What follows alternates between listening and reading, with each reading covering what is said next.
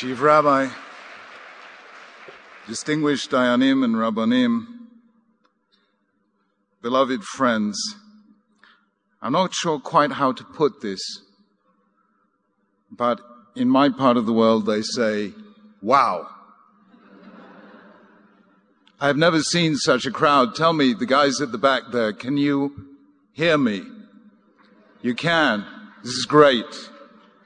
Because I was once giving a speech, and somebody at the back shouted out, "Can you speak a bit more loudly? I can't hear you." And somebody at the front said, "I can hear him. Would you like to change places with me?" But friends, before you hear me, I want to hear you. I want to hear you salute the man whose vision this was, whose dream it was, who made it happen, Chief Rabbi Warren Goldstein.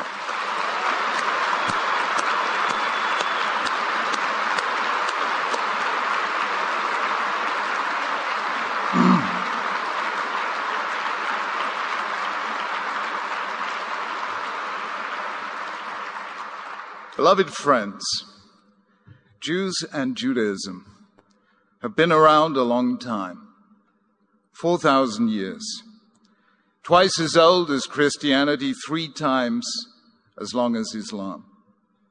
And it is a reasonable assumption that everything Jewish that could be said has been said, that everything Jewish that could be done has been done, that ein kol chadash tachat Hashemesh, that there is nothing new under the sun. That is a reasonable assumption, but it is wrong.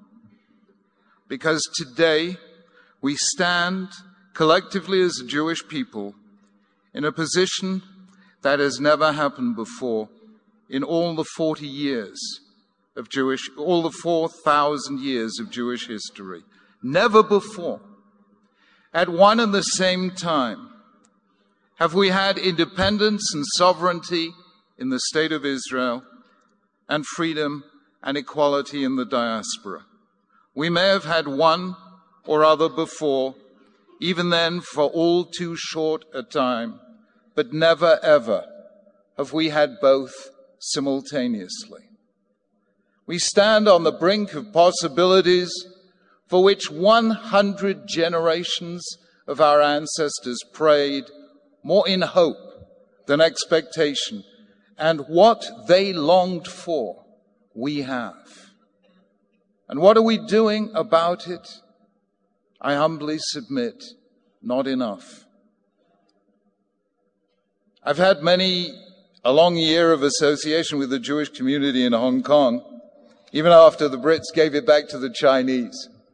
And when they gave it back to the Chinese, on my next visit, Elaine and I went to visit the Beijing appointee, the head of Hong Kong, Mr. Tung Chi-Wah.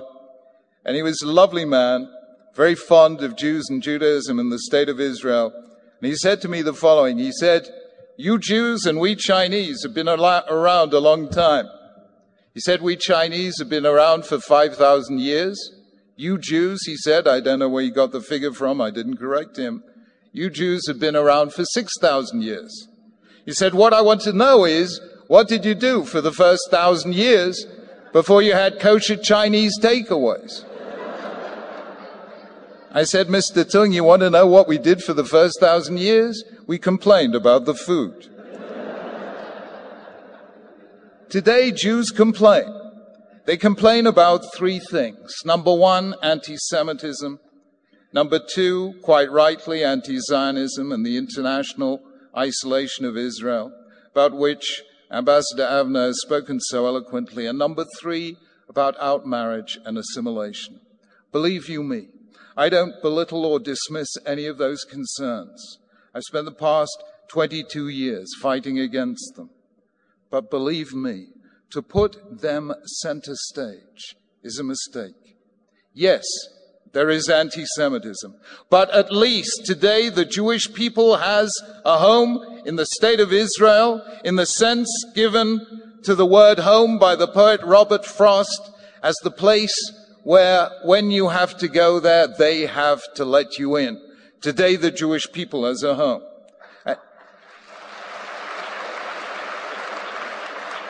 And yes, there is criticism of Israel, but let me be blunt with you. I would rather have the state of Israel and the criticism of the world than be, God forbid, without the state of Israel and have the Rahmanas, the sympathy of the world. And friends, yes, we have outmarriage and assimilation, but what do we expect? What have we been telling our children for the last 20, 50 years?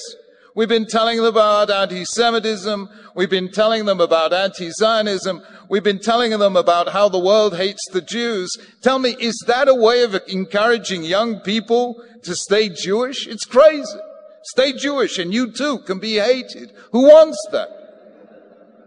And the result is an ambivalence about our identity, best summed up by the late wonderful Reb Shlomo Carlebach of blessed memory, who spent a whole lifetime going around American campuses preaching love and spirituality. And after a lifetime, he said the following. He said, I ask people what they are, and when somebody gets up and says, I'm a Catholic, I know that's a Catholic. When somebody gets up and says, I'm a Protestant, I know that's a Protestant. When somebody gets up and says, I'm just a human being, I know that's a Jew.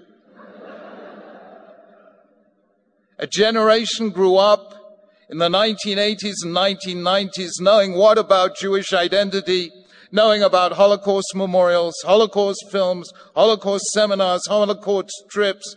That is the generation in which 1 in 2 young Jews decided not to marry another Jew, not to build a Jewish home, not to have Jewish children, and not to continue the Jewish story. Can we blame them?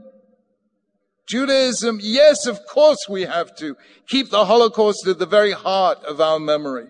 But let me tell you, Judaism is about life, not about death.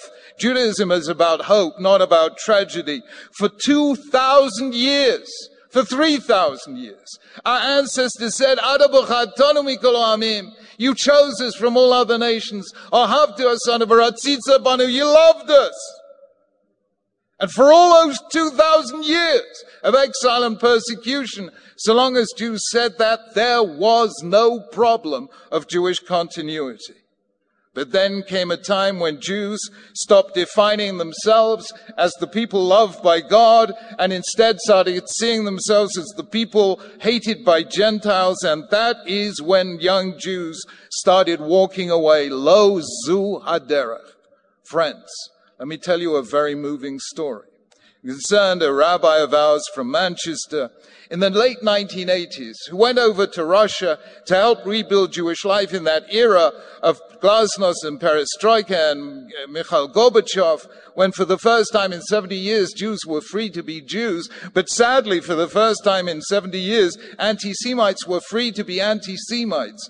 And this Rav from Manchester, one day a young Russian Jewish girl came to see him and said, Rabbi, for all these years, I never spoke about being Jewish and nobody ever referred to me as being Jewish. But they shouted today, they look at me in the street and they shout, Jid, Jew, Jew. What shall I do? And the rabbi was a very frum rabbi.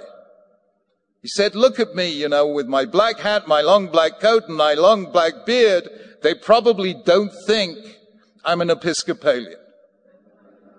And yet nobody has ever shouted, Jid to me. Why do you think that is? And the young lady thought for a while, and she said a remarkable thing. You know why they don't shout Jid at you and they do at me? Because they know that I will take that as an insult, but you will take it as a compliment. Friends, the best way of defeating anti-Zionism and anti-Semitism is to walk tall as Jews and walk tall in our support for the state of Israel.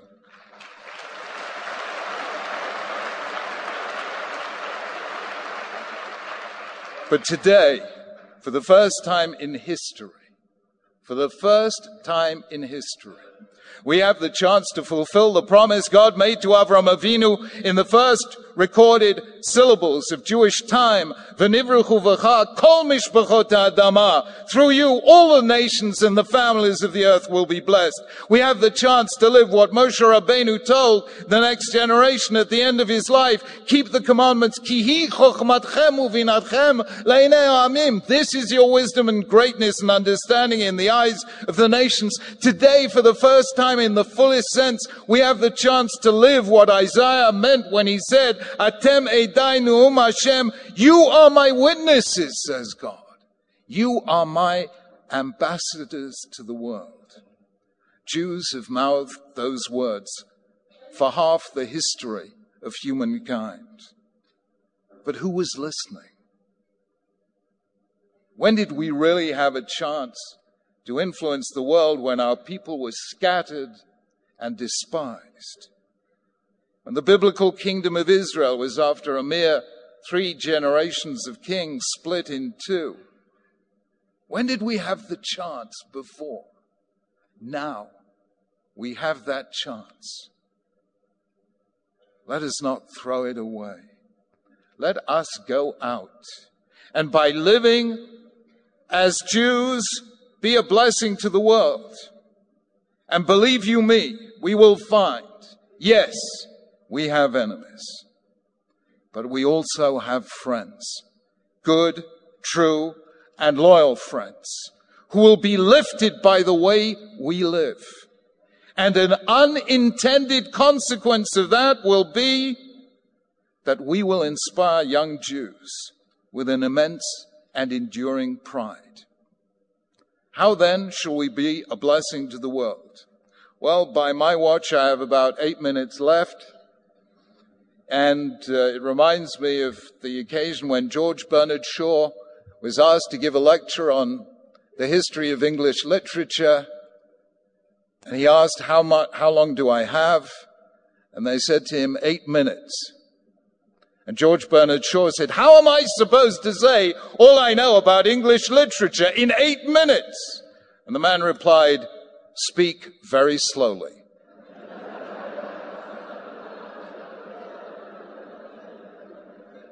So here it goes.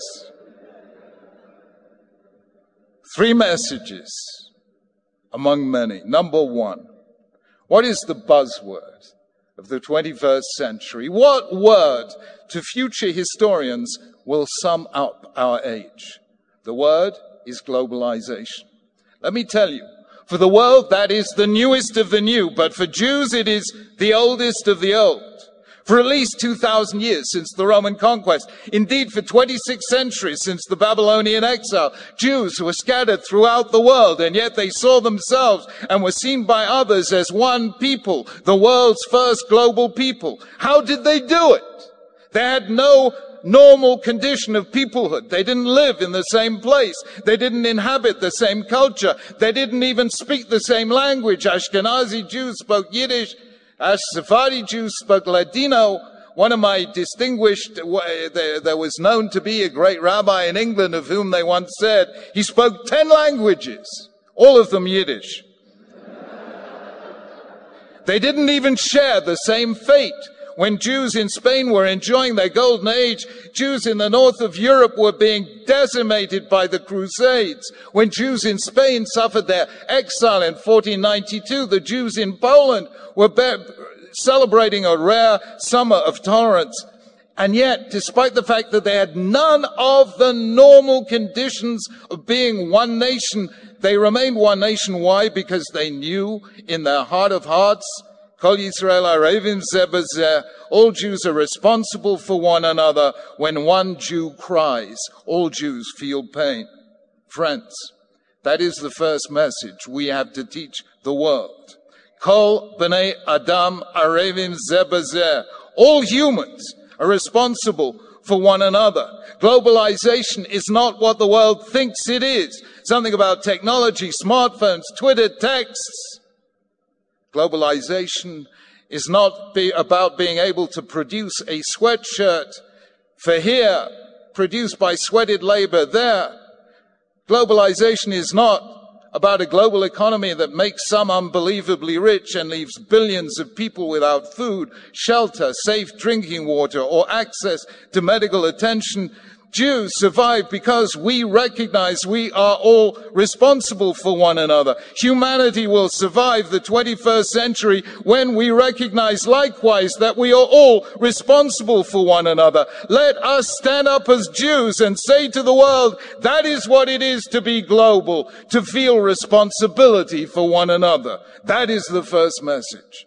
Number two, as throughout the world, people are murdering one another in Syria, in Afghanistan, in Iraq, in Pakistan, in Nigeria, in Sudan, and a dozen other conflict zones around the world. We have to summon the world to rise up and show there is another way. We have to stand up for Hashem, and we have to protest against a world in which people are practicing cruelty in the name of the God of compassion, murder in the name of the God of life, hate in the name of the God of love, and war in the name of the God of peace. We have to stand up and testify that there is another way. We are the original children of Avram Avinu. Avram Avinu, to whom 2.4 billion Christians and 1.6 billion Muslims claim descent from, metaphorically, if not literally. And we have to say there is another way. Judaism taught one of the most remarkable doctrines in the entire spiritual history of the world. Chasidei umot olam yesh lahem chelek lo'olam haba. That the righteous of other faiths have a share in the world to come. You don't have to be like me to find a place in heaven. We taught the world, and we need to continue to teach the world, that every single human being, regardless of color, class, culture, or creed, is B'Tselem U'Dumut Elokim, in the image and likeness of God. The Mishnah in Sanhedrin tells us that if a human being mints many coins in the same mint, they all come out exactly alike. But God mints us all in the same mint, in the same image, His image, and we all come out different, which means that the greatest religious challenge is to recognize that one who is not in my image is still in God's image. And that is the only truth strong enough to defeat a clash of civilizations and to get the religions and nations of the world to respect one another despite our differences, to recognize the dignity of difference.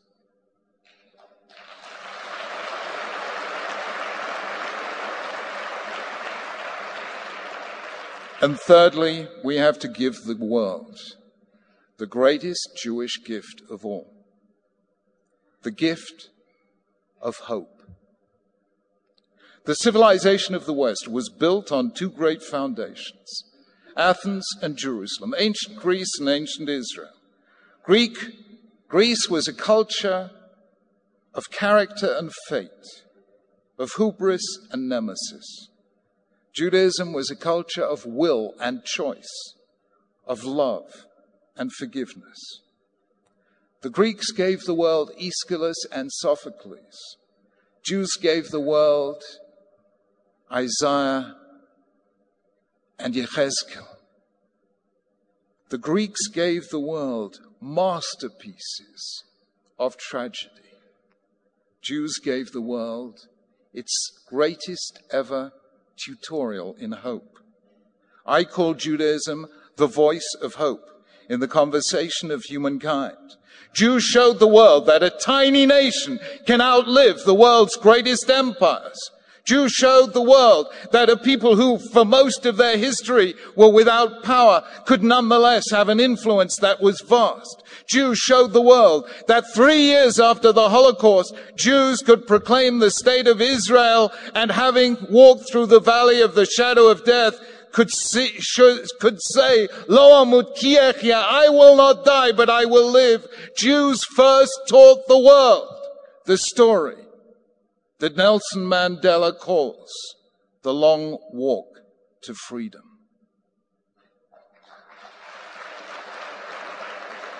We are the people who gave the world its greatest narrative of hope. And therefore, global responsibility, number one. The dignity of difference, number two. And the politics of hope, number three. These are the three Jewish gifts that the world needs today. And it needs us to live those truths. Friends, what we need is a generation of young Jews who are educated in their Jewishness, who are confident in their Jewishness, who are unafraid of any of the challenges of the contemporary world, knowing that our ancestors faced every single challenge that humanity or inhumanity could possibly throw at us. And yet we survived it all. We turned every curse into a blessing, every tragedy into a rebirth. We are the people who, at the very dawn of our history, were touched by infinity. And as long as we keep faith, we become a vehicle through which Hashem's blessings flow out into the world. Not because we are great, but because we believe in something great. The God of creation, the God of love, who asked us to be his ambassadors to the world. Never in all of our history did we have a chance to stand so firm, so tall, and so proud and be a blessing to the world. Friends, is this a crazy dream? Yes, it is a completely crazy dream. It's totally meshuggah. Would it be Jewish if it weren't? And therefore, let me end with one of my favorite stories, the story I heard from Elie Wiesel.